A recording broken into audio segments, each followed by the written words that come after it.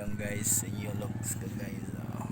Pagupit na, nagsawa na ako guys sa Bambong guys dahil may assembly meeting kami sa mga guardian dahil ako ay secretary sa guardian guys. Mag-meet kami mamaya guys alas 5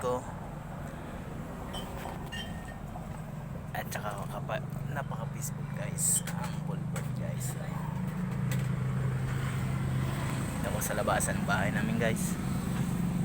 Yan naman guys yung motor ko na single naka Kumo. Saka yan ang tricycle ko guys. Okay guys.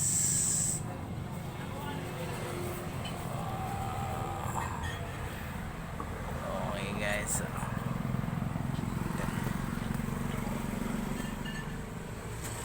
Ay now guys.